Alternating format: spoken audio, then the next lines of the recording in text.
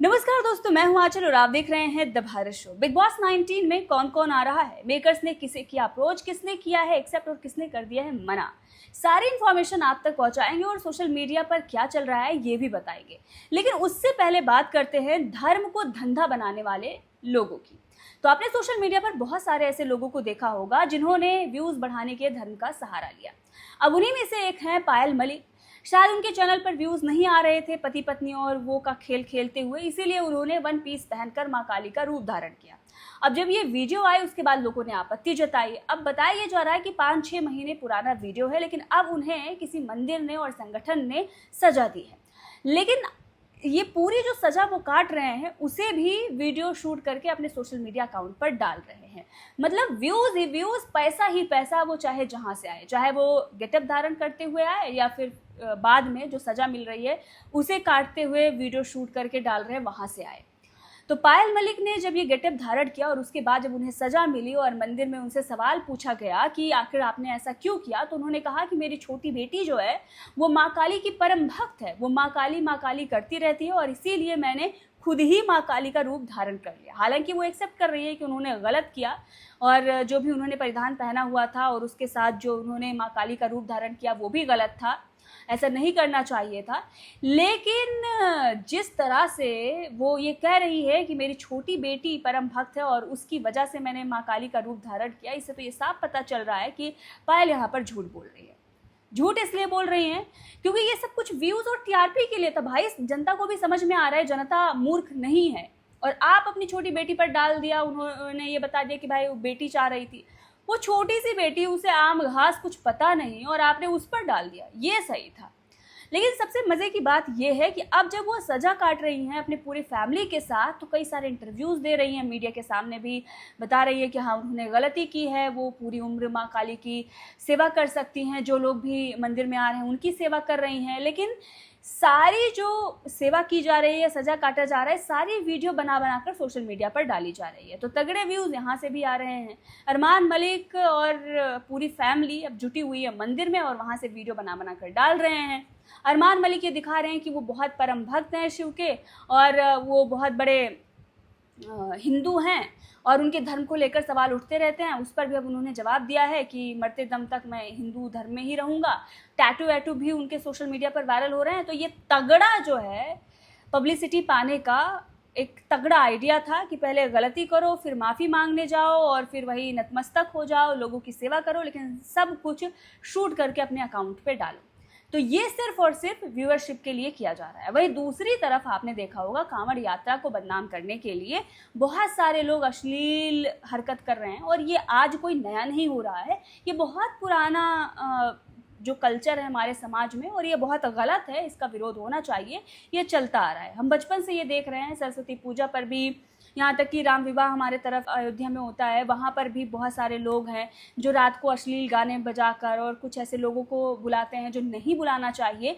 और ये उन लोगों के द्वारा कराया जा रहा है जो सड़क के लफंगे हैं, जिन्होंने भक्ति को, जिन्होंने भजन को, जिन्होंने आत्मा की शांति को ढोंग बनाकर रख दिया है। और समाज में अगर इसका विरोध क्यों करो तो ये लोग ये कहने लगते हैं कि ये तो धर्म विरोधी हो गई। लेकिन ये नहीं होना चाहिए। अगर भाई आपको मौज मस्ती करनी है तो आप मौज मस्ती करिए, फिल्मी गाने हैं उन पर जाइए, ठुमके लगाइए, किसने मना किया है। लेकिन आप उसे भक्ति का नाम प्लीज मत दीजिए। आप जो भी अपनी लाइफ में करें करते रहें, लेकिन उसके लिए आप भक्ति का सहारा ना लें, उसे भगवान का सहारा ना लें। अगर आपको नशा करना है आप करिए और बताइए कि मैं बेवड़ा हूं, लेकिन प्लीज भगवान शिव का नाम ना लें। भगवान शिव ऐसे नहीं थे, वो एक योगी थे, उन्होंने बहुत कुछ दुनिया को दिया है और उसको पढ़ने की आपको ज़रूरत है, अच्छे से ज्ञान लेने की ज़रूरत है। अगर आपको धर्म के बारे में नहीं पता है तो धार्मिक मत बनिए, रील के लिए, स्टेटस के लिए और अपने मनोरंजन के लिए धर्म का इस्तेमाल मत करिए। तो एक तस्वीर देखें, यहाँ पर मुनावर और एल्विश मिलते हुए नजर आ रहे हैं। अब इसको लेकर कहा जा रहा है कि रैंडम सेना क्राइंग इन कॉर्नर। तो रैंडम सेना ने पिछली बार जब एल्विश ने और मुनावर ने मुलाकात की थी, गले मिले थे, तो बवंडर मचा दिया था। और अब इस तस्वीर को लेकर बहुत सारे लोग रैंडम सेना को टीज कर रहे हैं। हालांकि ऐसा नहीं करना चाहिए रैंडम सेना के साथ। बहरहाल इसको लेकर आपका क्या कहना है कमेंट करके ज़रूर बताइएगा। तो आपने दिव्यांका त्रिपाठी वर्सेस एल्विश आर्मी तो देखा ही होगा। हालांकि कुछ लोगों ने दिव्यांका त्रिपाठी को एल्विश को ना पहचानने पर सवाल उठाया था, लेकिन दिव्यांगा ने वहां पर मचा दिया था बवंडर। एल्विश के फैंस को लोग भला बुरा बोल रहे थे, उन कमेंट को लाइक कर रही थी और बहुत सारे आर्टिकल आ रहे थे, वो खुद कमेंट कर रही थी और जो भी चीज़ें उनके द्वारा की जा रही थी, लग रहा था कि भाई कुछ ना कुछ तो गड़बड़ है। तो अब बाद में पता ये चल रहा है सोशल मीडिया से ही कि उन्होंने ये सब कुछ पब्लिसिटी के लिए किया था। अब दिव्यांगा ने जो शो में किया वो तो सबको पता है कि भाई उन्होंने तो जानबूझ के किया, क्योंकि उनको एल्विश के बारे में पता था, ये साफ दिखा और पिछली वीडियो में हमने बताया। लेकिन उसके बाद भी एल्विश ने उनका किया बचाव। हैरानी की बात तो ये है, अब कुछ लोग ये कह रहे हैं कि ये वाला ट्वीट भी आशीष के द्वारा किया गया है। आशीष में कभी कभी मुझे लगता है दिमाग आ गया, फिर मुझे समझ आता है कि नहीं, इस जन्म में तो नोट। तो देखा आपने, एल्विश ये कहते हुए नजर आ रहे हैं कि आशीष को कभी भी अकल नहीं आएगी। तो लोग ये कह रहे हैं कि ये जो पाकिस्तान को लेकर ट्वीट किया गया था वो भी आशीष की तरफ से किया गया था, दिव्यांगा को लेकर जो ट्वीट किया गया है वो भी आशीष की तरफ से किया गया है। तो ये जितनी भी गड़बड़ी हो रही है वो आशीष की तरफ से ही हो रही है। चलिए आगे बढ़ते हैं और अगली खबर के बारे में बात करते हैं। तो हमारे योगी आदित्यनाथ ने बीजेपी की सांसद को लपेटे में ले लिया है। रवि किशन का नाम तो आपने सुना होगा, हैं तो ये वैसे नेता, लेकिन मूवी में काम कर रहे हैं जनता के काम करने के बजाय। अब ऐसे में तो इन ऐसे लोगों पर सवाल उठना चाहिए कि भाई तुम आते हो पॉलिटिक्स में और बन जाते हो सांसद, जनता के तो काम करते नहीं हो, तुम्हारी चलती रहती है शूटिंग, और ऐसे बहुत सारे लोग हैं जिन्हें कोई मतलब नहीं। और इसी से आप अंदाज़ा लगा सकते हैं कि जो जनप्रतिनिधि होने का दावा करते हैं वो कितना जनता के लिए काम करते हैं, कितना वो जनप्रतिनिधि हैं। तो भाई फुल टाइम जो नेता हैं, जो सेवक हैं, सच में उन लोगों को चुना करिए। ऐसे फिल्म स्टार को चुनेंगे तो वो पूरे टाइम तो फिल्मों की शूटिंग में रहेंगे। अभी उनकी सन ऑफ सरदार भी आ रही है और भी कोई मूवी होगी वो आ जाएगी।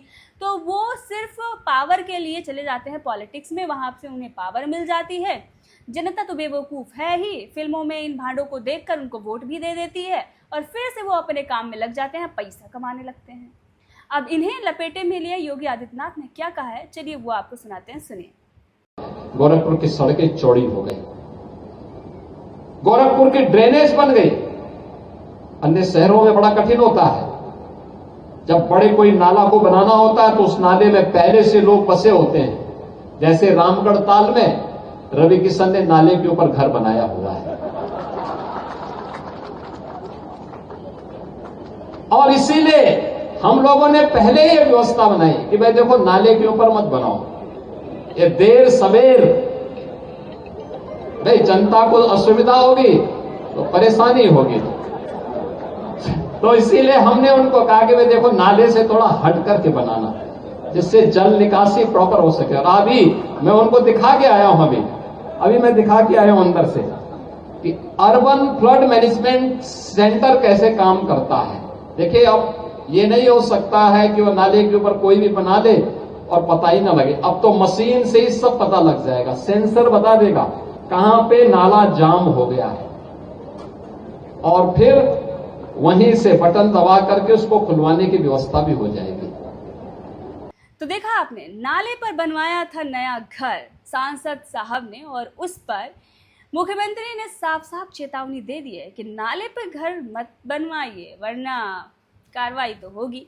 वैसे मानना पड़ेगा, योगी आदित्यनाथ जैसा ही अगर नेता हो देश में तो देश सुधर सकता है। अब बात करते हैं बिग बॉस 19 की। बताया जा रहा है कि इस बार के सीजन में AI कैरेक्टर भी शामिल किया जा रहा है, मतलब इस बार का सीजन दिलचस्प होने वाला है। वैसे सलमान खान के एक्स गर्लफ्रेंड से लेकर कीर्ति मेहरा तक का नाम सामने आ चुका है कि इन सब से बिग बॉस के मेकर ने बातचीत की है, इन सबको अप्रोच किया है। लेकिन कुछ ऐसे नाम सामने आ रहे हैं जिन्हें अप्रोच तो किया गया लेकिन उन्होंने साफ मना कर दिया है। इसमें है पूरब झा, राज कुंद्रा, जन्नत जुबैर और अंशुला कपूर जो द ट्रेटर में नजर आए थे। वहीं अपूर्वा मखीजा का भी नाम चल रहा है कि वो बिग बॉस 19 का हिस्सा हो सकती है। इसके साथ ही उनके खास दोस्त और द ट्रेटर्स फेम सूफी मोतीवाला का भी नाम सामने आ रहा है।